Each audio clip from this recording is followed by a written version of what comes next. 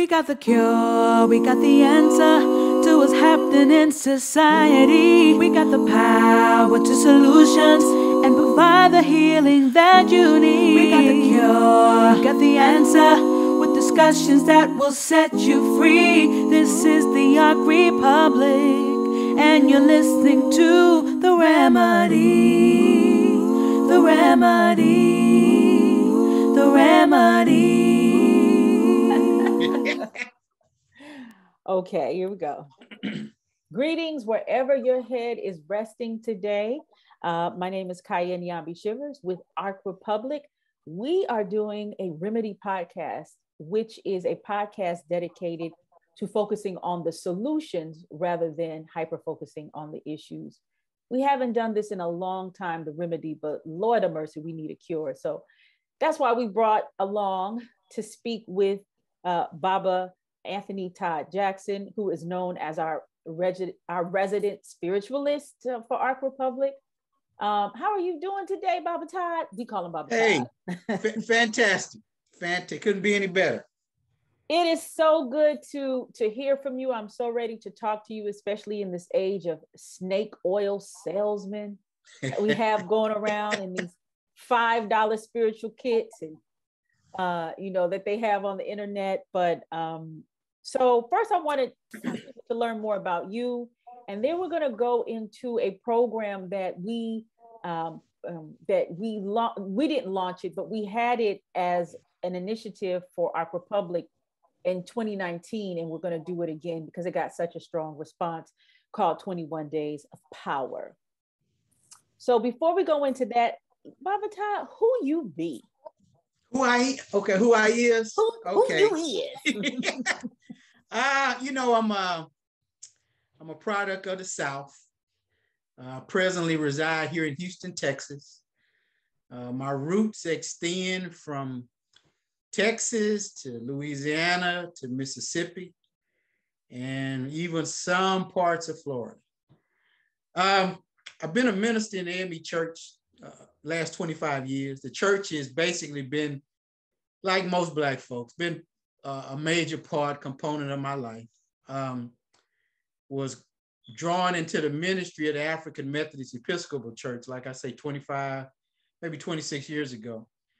And, I loved the Bible. I loved everything about church until, I just got to a point where I like to say, when you become a man, you put away childish things. Mm. And that's not a swipe at the church or anything, but I think every person must grow spiritually. You must come into a spiritual maturity.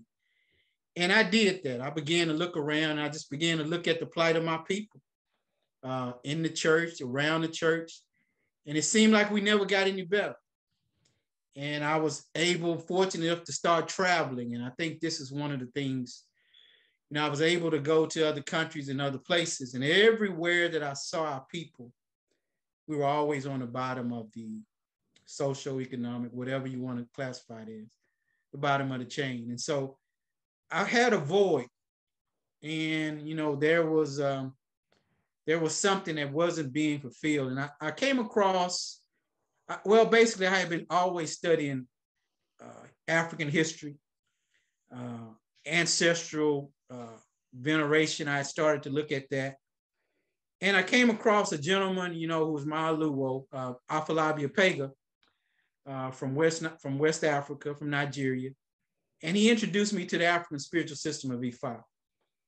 And, I went through that process, got entrenched into it, made a trip to Nigeria, became, Babalawo, the ceremony, the process, the initiation. And in that process, the elders there told me what my purpose and my assignment was. I didn't quite understand it at the time. They said, you were supposed to be able to bring our people to the understanding of their ancestors through meditation. But you're supposed to stay in the church. And so that was something I had, for a while, I had to struggle with, because I couldn't really get my hands around it. Till about 8 or 9 years ago, it became clear to me when you understand the true essence of spirituality, it's no matter what, you can call yourself anything, Christian, Muslim, Buddhist, whatever the case may be. And when you can connect to nature, like our spiritual systems have, I try not to call them religions. To me, they're more like sciences. They're systems. They help you to understand nature. You know, when you understand God, you understand nature. And when you understand nature, you understand God, which leads to you understanding who you are as an individual and what your purpose and your assignment here is. That was a mouthful, huh? No. It wasn't. I'm gonna go back to some things because I know a lot of people have. Well, I have questions about what you said. It wasn't a lot at all, and also maybe some words or some moments that you can explain about. So most people in the United States are raised in some shape or form in the Christian church. What we do know now is within the last, let's say, 20 or so years, and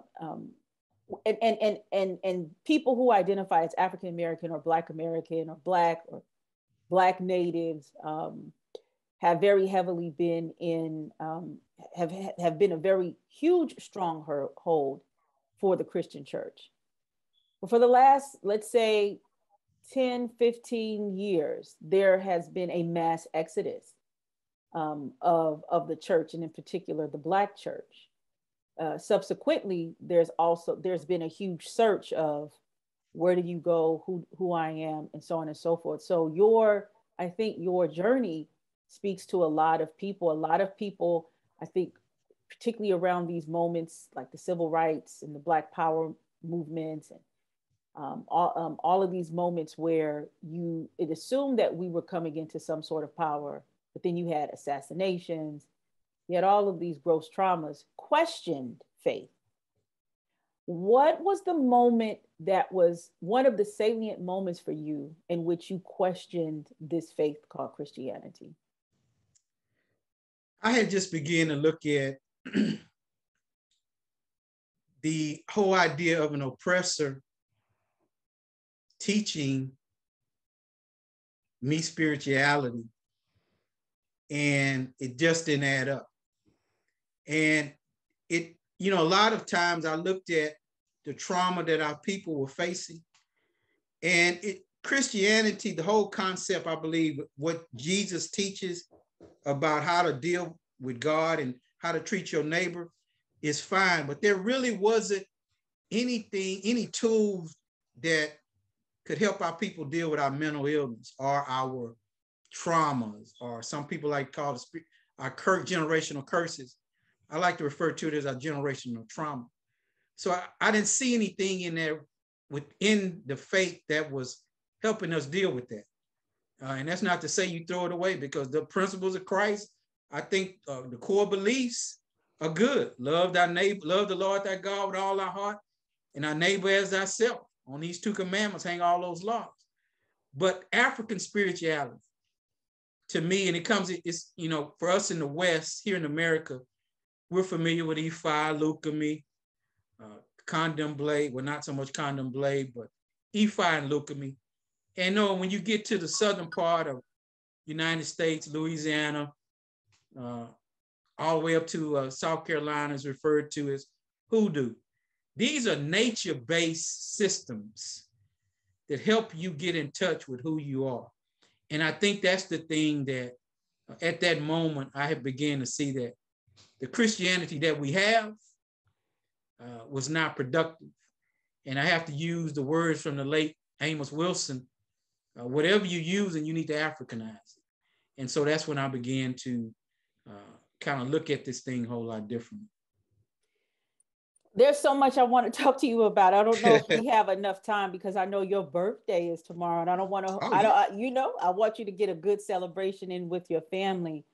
There are a couple of questions. I'll just ask one out of that. Okay. I would say within the last 5 years, there's been a lot of work, academic work, anthropological work that has been done inside and outside of the academy that points to the presence of people, Black folk or African folk, in what we currently call the Americas. So much so, there's been a lot of discussion of, should we, as people who look like us, should we call ourselves or identify as African? What has been your response to that in terms of people who are searching for their spirituality? Are you talking about some of the people that are saying we were already here? That argument? Yeah, we were already here, or yeah. we never were in Africa. Yeah. You know, like, what are some of the responses to that from a spiritual perspective? You know, I try to always look at the spiritual systems of a people. And I, you know, like I tell brothers and sisters, I'm not really here to argue about if some of us was already here. Yeah, you know, but I can't deny that we weren't in Africa. You know, I got 4 lines of ancestral lineage that I have been able to go back and trace. On my mother's side, on my mother's side, I'm a child of a slave. On my father's mother's side, I'm a child of a slave. Mm-hmm, mm-hmm. On my mother's side, on my mother's father's side, we've been fortunate enough to trace that back to Haiti via the Congo. Mm-hmm. So, you know, on my father's side, there's some Indian ancestry that pops up. So, you know, I'm stuck in between, but everything started in Africa. Mm-hmm. You know, we can't argue that. And the spiritual systems, the things that we do, the foods that we eat, the cultural dynamic, the cultural continuity always goes back to that western part of Africa, or even into that Congo, the Bantu Congo people. So, you know, I'm not gonna, we got a whole lot of other things to argue about. Mm-hmm. That's not one of them. Yeah, I don't think it's an argument. I think honestly, well, there are some people who will argue down. I don't have time for that. You know, that's what's up.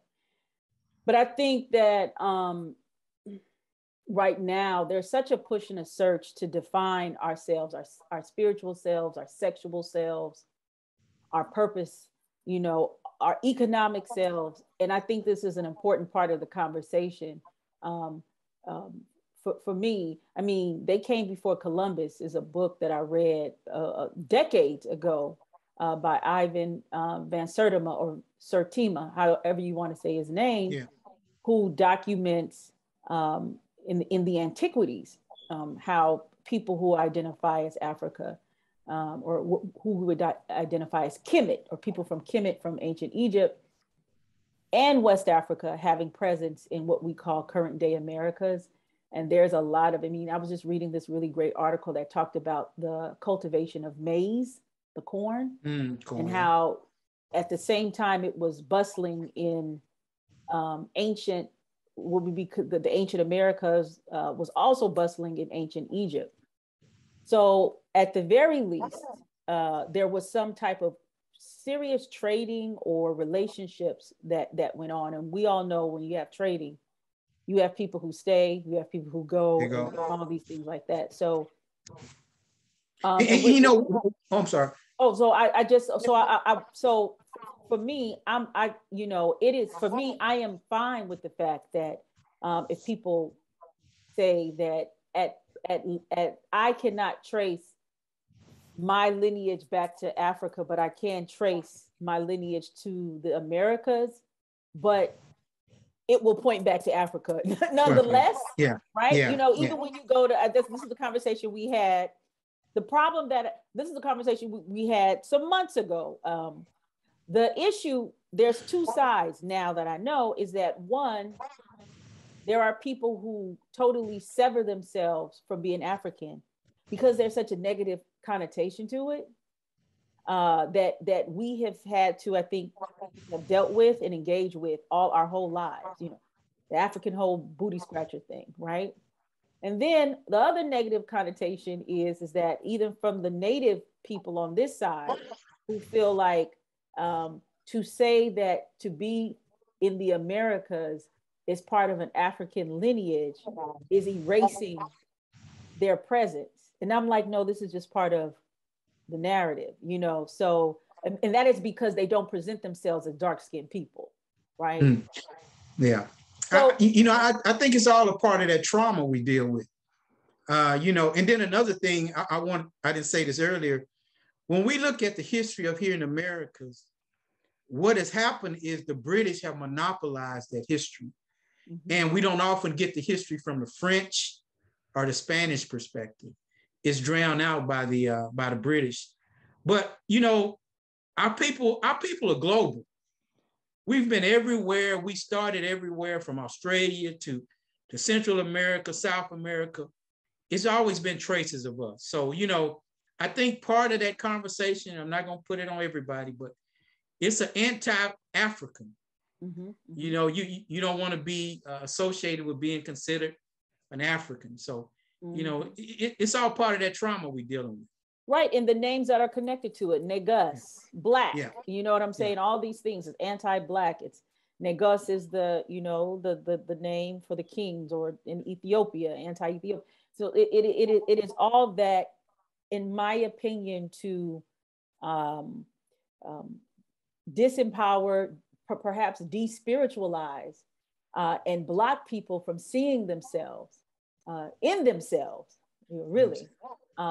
So, I mean, we have these really good, and then on top of that, and then for me, spirituality, I remember when I was in grad school, and one of my really good colleagues was an Indian, a woman named Anandini. And we got into a really good conversation about, she was Hindu, and how there was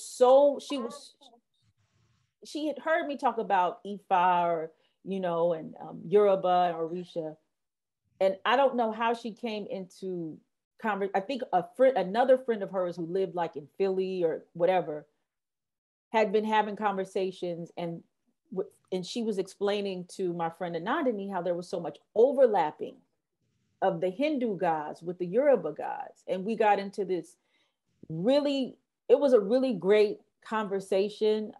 But I think there is some level of uncomfortability that goes on when your framework has been shattered and disrupted. You think in this one, and then life presents you this whole other body of information, and you realize you really don't know nothing, right? Yeah. When we look at, and that's why I say history is so important. When we look at the origins of all of the spiritual system and how it migrated to where it is now, it takes us back to the Nile Valley. Mm-hmm. I think there was a Professor Smalls, he will state that Voodoo is the original religion, mm-hmm. is the original spiritual system. Mm-hmm. Then some in Ifa, who talks about Ili Ife, they will say it's the original. But if we look at those concepts, where it started with the Twa people, mm-hmm. little short Black people, no more than 4'8", 4'9", we can credit them with the 4 basic concepts that have all spiritual systems have developed. And that is asking that first question: who am I? Where did I come from?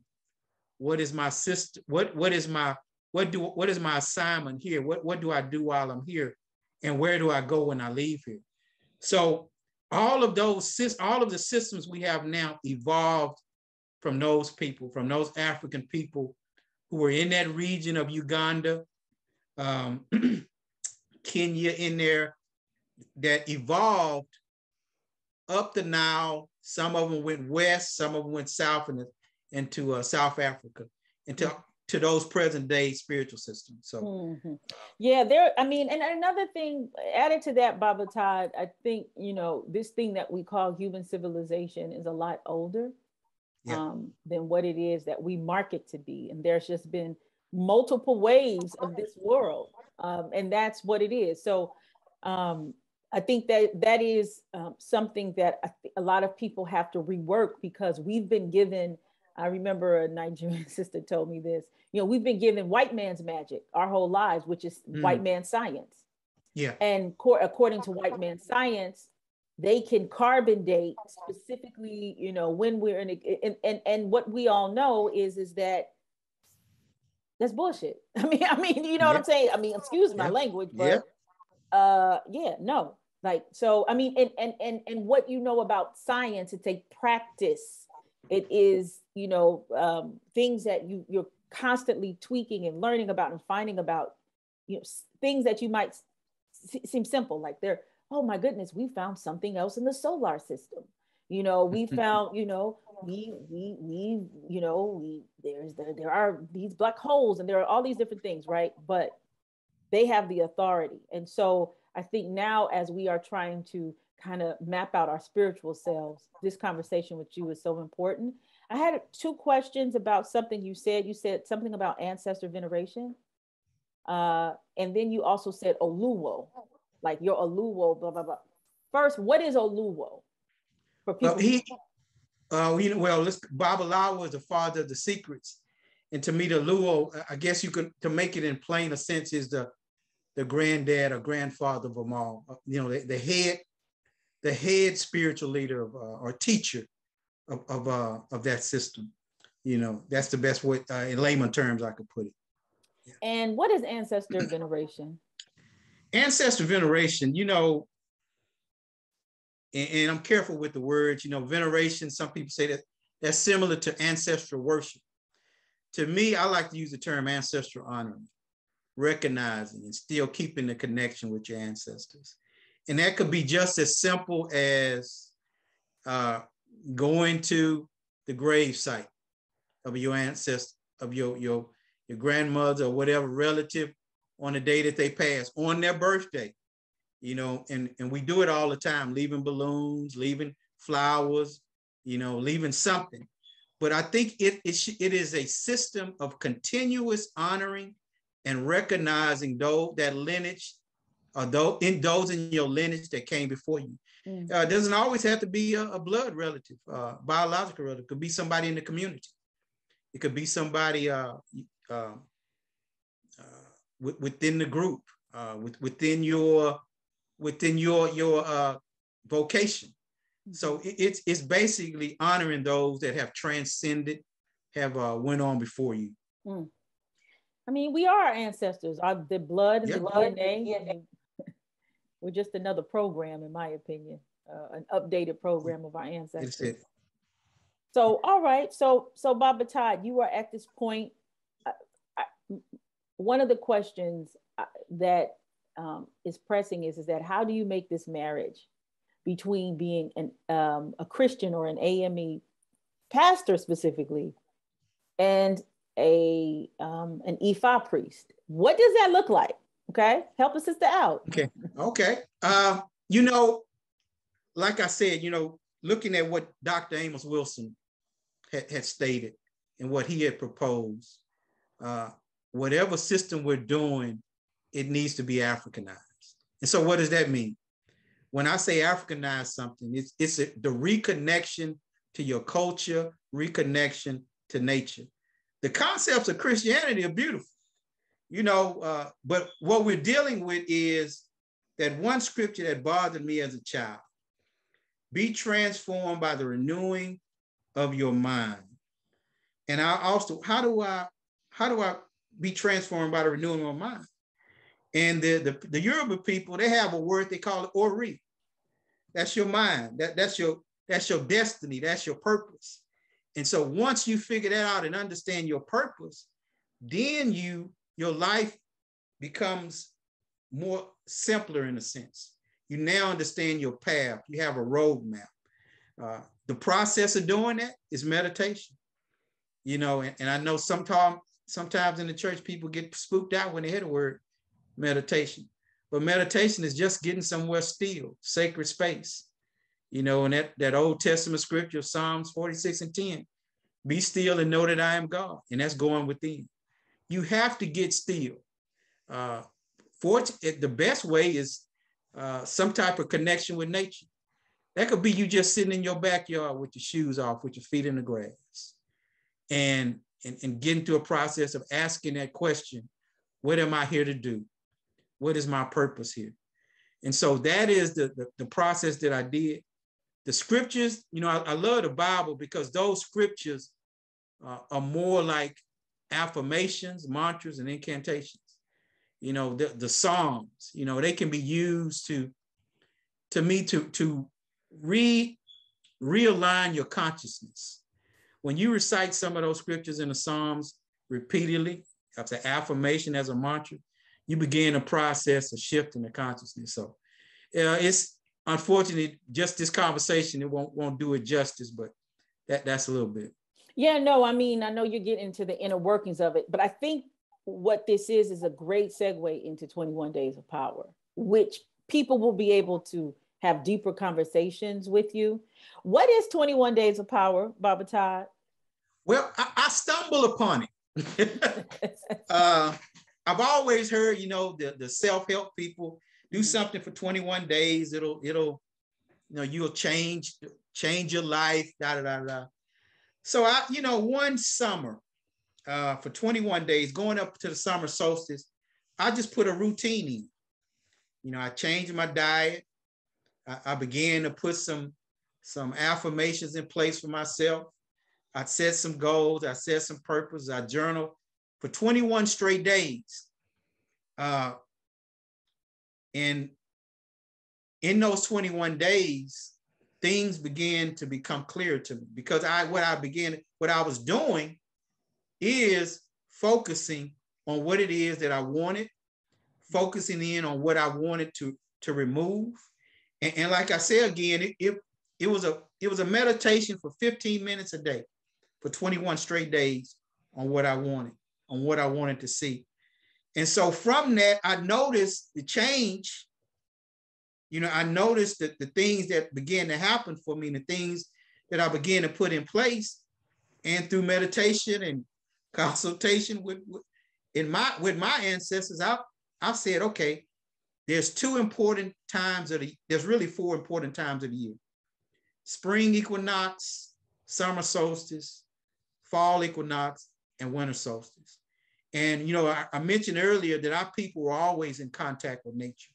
They were always in tune with nature. So I began to say, okay, this 21 days will really be effective if it's done during the summer solstice, June 1st to June 21st. And it'll also be very effective December 1st to December 21st, going into the winter solstice. Why? Because these two times of the year, there's a shift in Earth. If whatever's happening to the Earth, you'd be silly to think it's not happening to you. Okay. Could you give us more explanation about that, this shift and what it is we're doing? For instance, in December, where we are right now, this really is this is a season of death and change. If we look at nature, we look at the animals, they go in, they hibernate, they get less active. Nature get less active. And that's really what we should be doing. We should get less active. But I understand, because of societies, we got to go to work. And this should be a time where you really go in to reassess what has happened, and then to prepare yourself for what's coming into the new year. We're already in the new year. So if you want to say you're in 2022, this prepares you consciously for what you're looking to do, where you're trying to go, where there's health, where there's job, career, finances, relationship, whatever the case may be. If you hone in on this, not saying it can't be done any other time of the year, but this is a powerful time of the year when you look astrologically. Well, okay, so this is my asking about the Christian stuff. Oh, the astro. Okay, we got. Okay, I know. I'm not the astrological expert though. Right.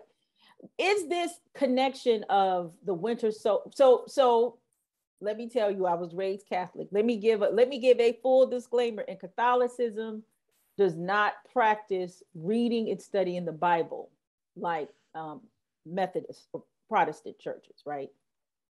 So I grew up not really, knowledgeable about the Bible, only them Psalms. Every Black person know them Psalms, right?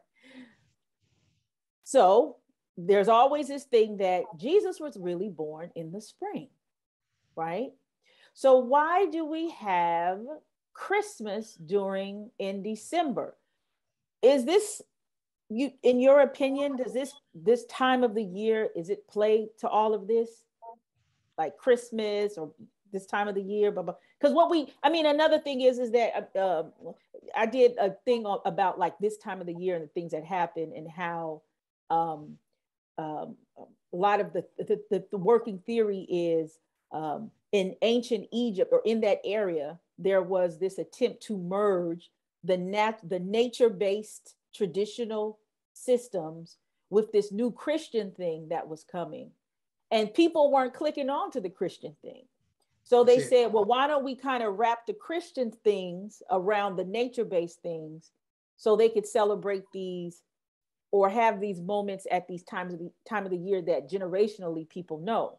So, you know, these old traditions then gradually become what we call Christmas. So I want to know that today, like, what are your thoughts about that? Or like, what is happening right now and what's going on and why the 21 days is important here? The historical component, you just laid it out for us. There was a merging of this the Romans and now in America, the capitalism has overshadowed what that time of the year is. You know, when we look at scripture, and this is how I've looked at scripture. This is how I look at scripture now. I look at it not so much literally, but I look at it from an esoteric, metaphysical perspective. What is it about this season? What is it about Christ dying and his birthday is supposed to be the 25th? Yeah, Christ probably was born in the spring. It would make more sense. But let's look at it from an astrological perspective, and I'm not an astrological expert. Let's just look at the three wise men. When they were looking for the child, they were considered the wise men, the magi, and they studied the sky and the stars. And they found this star which led them to the baby Jesus. You are doing the same thing. You are looking for that star. You are looking for that direction in order for you to rise again. Now, this is a metaphysical interpretation.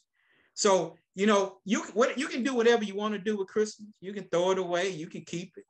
But there's a powerful time within that framework from the 21st to the 25th. Those that know the stars and how Jesus appeared astrologically, as above, so below. So all of this time, if you don't understand any of that, just know that this is a time for you to go within from the whole entire month of December 1st, and you can celebrate on the 25th of what you have asked for as far as your purpose, your relationship, your assignment, understanding what you're here to do, and that'll be revealed to you. It's a time of you resurrecting, you know, and I'll use another Bible story in a sense. Is the Jonah and the whale. You know, as a child, that always fascinated me that this man went into the mouth of a fish. But the days symbolize, he went in 3 days. That's a time of resurrection. He went inside, which he went inside of himself. And that's the time which you meditate and you go within, you do your mantras, your prayers, your incantations. And on the 3rd day, you resurrect. You're a new person. And that's the same thing with this whole Christmas story, December. I'm not against it. If you want to get a tree and put some presents on it, hey, knock yourself out. But the most important thing is about you evolving and you going within and you resurrecting and you rising on your birthday on the 25th. And yeah, and it's all about, you know, I'm just hearing like symbols, like the tree and all of these things are symbols. It's about maybe perhaps knowing what they are and being more intentional in using them or being mindful of them. These are very interesting. Well, first of all, you said being in the belly, right? 3 days, mm-hmm. 2 + 1 is 3. Okay. I'm just kind of hearing some stuff. And also, you know, I really do love the wise men. My father, I think my parents still have it, but it's an old nativity scene. Yeah. And it has the wise men. And my father painted everybody black. Jesus black, Mary black. This is back in the 70s. I believe they still have that. But the wise men are so fascinating because you presenting it to me. It's like, yo, the wise men were like astronomers, astrologers. Yeah. They were priests. These were priests. And then to have to travel for I don't know how long with men, you've got to be in tune with yourself because you're fasting from a whole bunch of things. You know, you might be leaving your bay, your boo thing, leaving society and you're out in the wilderness. I mean, this is this is also a form of kind of fasting or meditation or going within to then discover something. That's really interesting. I can't wait. So in these to have these conversations more with you in the 21 days of power. So you are holding another 21 days of power to the community of the world. What? Okay. Yeah. What does that look like? Somebody's interested. What does that look like? What we doing? For every day, there is a particular mantra, prayer, affirmation, incantation, whatever you want to call it, that you will do for 15 minutes every day. Along with that, in that whole process, I'm guaranteed that you are going to get some thoughts. Going to get some downloads. That's the new word now. Spirit is going to speak to you. The ancestors are going to speak to you. Holy Spirit is going to speak to you. And so it's now up to you to take those thoughts and begin to journal and to begin to create. So for an entire 21 days, and in between that, we'll have a new moon and a full moon that comes. Oh, really? And like I say, everything is according to nature. That's how our people existed. There are certain things you should ask for on a new moon as opposed to a full moon. There are certain things you should do. For example, on a new moon, you're calling things in. You want that. You may be trying to get that new job, that new loan or whatever. There's some prayers and things that you can do for that. And this is nothing our people didn't do. We've always done this. Even when we were here in America, even when we was on the plantation. And then you get to the full moon, there's some things you need to get rid of. First of all, you need to forgive yourself for some of the things that you felt you didn't get accomplished, or some of your missteps, or any guilt you may be carrying. Let that go. Forgive yourself during that time. And what you do is you release those things. It may be just a matter of you sweeping and cleaning out your house, cleaning out your closet. See, these are small, minor rituals, exercises, along with your prayers, along with your journaling, that we'll talk about along the process. And I bet you people who listen, if they pay attention to their habits, they might be doing things around these moon cycles you're talking about, because a lot of the stuff we do, we don't even know how just ancient it is. I mean, even when you were talking about the full moon, a lot of women's cycles are going on around the full moon, right? So that release period. Got a question. Why do a lot of people at this time of year go crazy? Or are, what is that from your perspective? Or are in like depressions? I think a lot of it is that trauma that hasn't been dealt with. And again, during this time, this will be a good time for you to do some genealogy, to look at who, go ask mama and daddy about grandma and pawpaw. Ask them something about Big Mama, learn something about them. Because a lot of the things we do that we don't realize why we're doing it, don't know why we're doing it, I'm a firm believer it's tied ancestrally. And whatever trauma they dealt with that you may be dealing with, whatever you're dealing with, it's a strong possibility it was dealt with by your mama, your daddy, grandmama. And one of the reasons why I started this program was to stop the people that got involved, was to stop whatever trauma you have. You are the vestige of healing those in the past, healing your present, and correcting and starting it off in the future. When my daughter was born, I always said I didn't want my stuff to go on to her. So I began the process. Okay, what do I need to do what do I need to figure out as best I can? Something that I'm bringing. In the church, they like to refer to it as generational curses. I just like to say it's traumas that we haven't dealt with. So that'll be one of the things I think you'll begin to see, because it's your journey. It's your walk. These things will reveal themselves to you.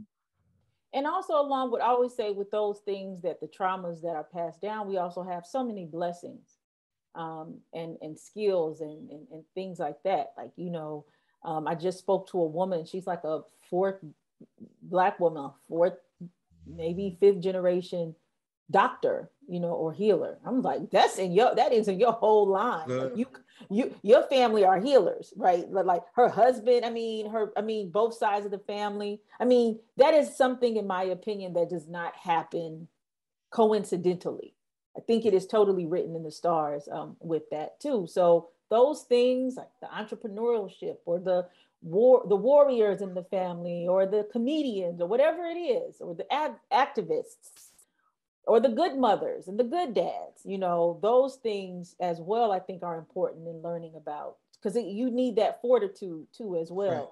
Because we're often told that we come from nothing, and you know what I'm saying, somebody had to show us religion, and to write and to read and wash our ass and all this other crazy. And you know, Kaya, I tell people, I have this saying. I think I originated the saying. You know, if I took it from somebody, I'm sorry. God has equipped you, has given you everything you need. That's your mind. And your ancestors have left you with the blueprint. And just like you said, if you're doing something, you know, I had one sister that was with us. She loved to bake. This was a young sister in her 20s that could bake tea cakes. Now, there's a lot of Black women can't do tea cakes. There's a lot of folks just can't. They'll mess up some tea cakes. Okay. But she had, her tea cakes were serious. They were I mean, they were the kind that go make you get some whole milk and dip them, girl. You know. And so I asked her, I say, you know, where you get this skill from baking from? Did your mama bake? She said, well, my mama didn't bake, but my grandma baked. I say, well, where'd your grandma get it from? So, you know, she didn't really know. And I think we were coming up on the 4th of July. So she went home and she began to ask everybody. And she started to find out that baking was in a long line on her mother's side. It just skipped her mother to her. And so that's, I agree definitely what you said earlier. There are a lot of blessings or benefits in our lineage. But when you don't know that, when you haven't done the research, when you haven't tapped into that, not only is, you know, you can deal with the trauma, but you deal with the blessings and those that were able to accomplish some things, to set up some things. And because of all of the European concept of how they think things ought to be with religion, it disrupted that. And so this is a time, this 21 days may be the time for you to reconnect or get you on that journey or get you back on that path. And Baba Todd, what I also hear when you would said that beautiful story is, one of the things that we've got to get back to is understanding the importance of all of the things that all of our skills and what we do contributes to society. People might think that baking or being a farmer or being a butcher or being a mechanic, all of these things are menial, thoughtless things. Bakers is this line of people who knew how to use herbs and food to heal. There you go. We had healers, you know, and that's something that's passed down too, to be able to go out and walk in the wild and know which herb to pick to come back and make a tea or to put it in a food or just to make something to take a bath with. That's a gift, you know, and going to the entrepreneurial side, you know, where, you know, the scripture says, oh goodness, but it talks about the small things, the gifts being your gift is everything. All of us have a gift that we have that can be used entrepreneurially to monetize and make us some money, to start a business. You know, and then also another conversation from this, that's when we take our young people and we sit down and look at their skills and their gifts. Because everybody doesn't need to be in college. Somebody needs to do a trade. You know, there's plenty of trades that are six-figure trades. Mm-hmm. It's about using your hand.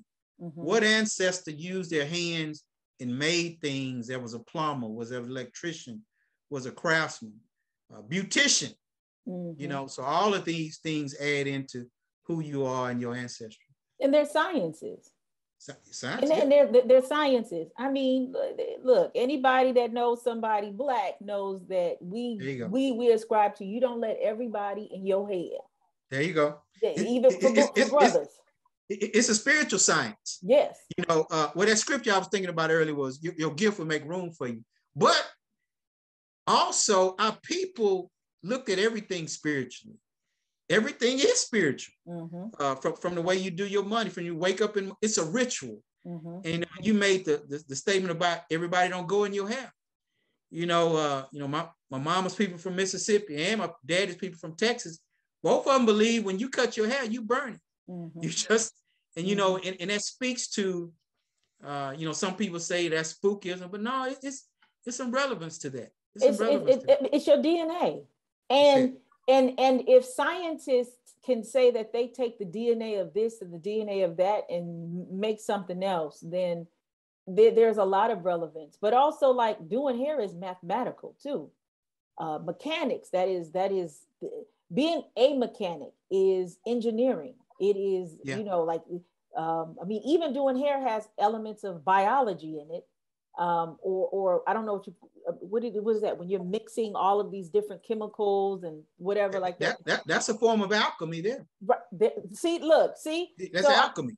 You know, and I remember I wanted to be an anthropologist, and so I was taking anthropology classes, and there were photos or reports from Europeans who were fascinated by the mathematical accuracy of the hair braiding styles they saw of the African women, and the intricacies of the hair braiding that, you know, today has, well, I don't know if it's necessarily been lost, but it's buried somewhere in somebody's consciousness. Yes, so these are some this is high science, you know, this is high math that we're talking about, and geometry written in our heads. And yes, another thing, with some of these hairstyles, they're duplicating the stars, right? So the stars, is right. Yo, we deep. We're talking about fractals in math. Mm. Some of the villages were set up in fractals, and these sisters that are doing hair, to me, it's in their genetic memory bank. You know, they might not can't explain to you why they do it this way, but it's a part of that DNA of our people. It's a part of the memory, Kaya. And what has happened to our people is some of our memory has been severed. And so along with the 21 days or whenever, when you begin to reconnect with your ancestors, honoring your ancestors, what that does, it begins to open up to the memory being restored of why you do things. You know, you were a cook, a mechanic, or whatever, you know, whatever the gift that you have, the memory is being reconnected, restored, once you begin to tie in with your ancestors. You know what? I hope that we could talk once or twice during the 21 days to see how it goes. I'm going to be a part of it. And I hope more people join. If people want to join in this 21 days, how can they get in contact or connect with you, Baba Todd? They can connect on the website, www.hopcommunity.com. That's www.hopcommunity.com.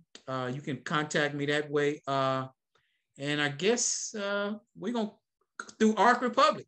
Yeah, no, I'm going to put the link. The link, it will be down below in the video, and it will be in this article that we have on Ark Republic. We did it the first year. There, you got a lot of the people who you remember the first year we did it through Ark Republic, because I know you did it before. Yeah. That's how I learned. I did it with you, and I was like, wow, it was transformative for me. I'm going to be 100%. And it just for the fact that this rat race, this is pre-pandemic, this is before the pandemic, it has me living in the Northeast.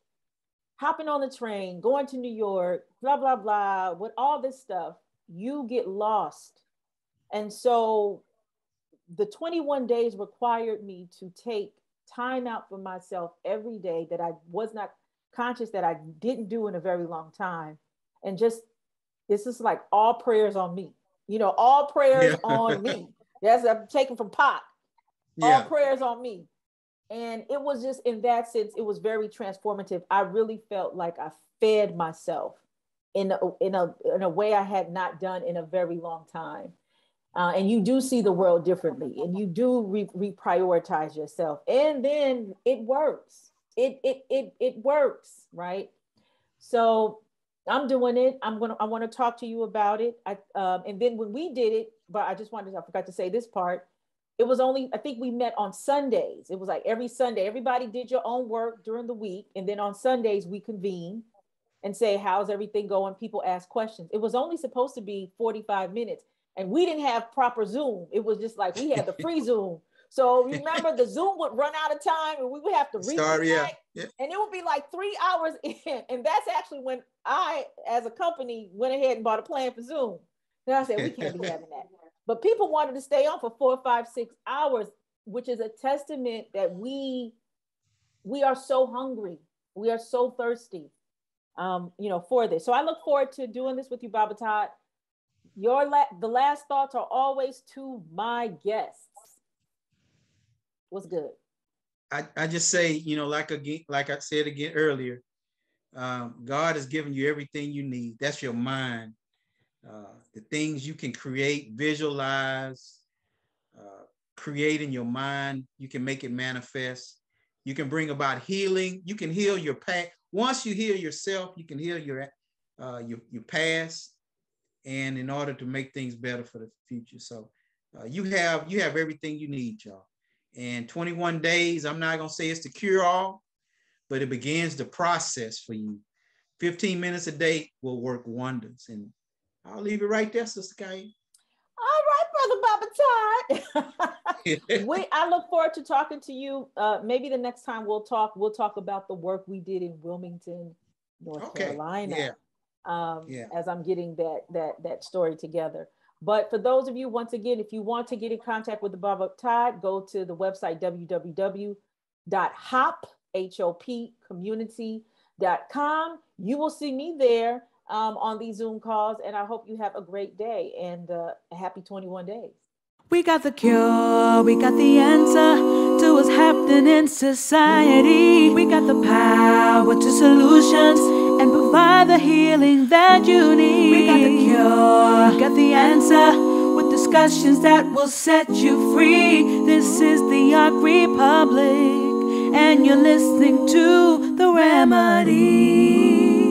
The Remedy. The Remedy.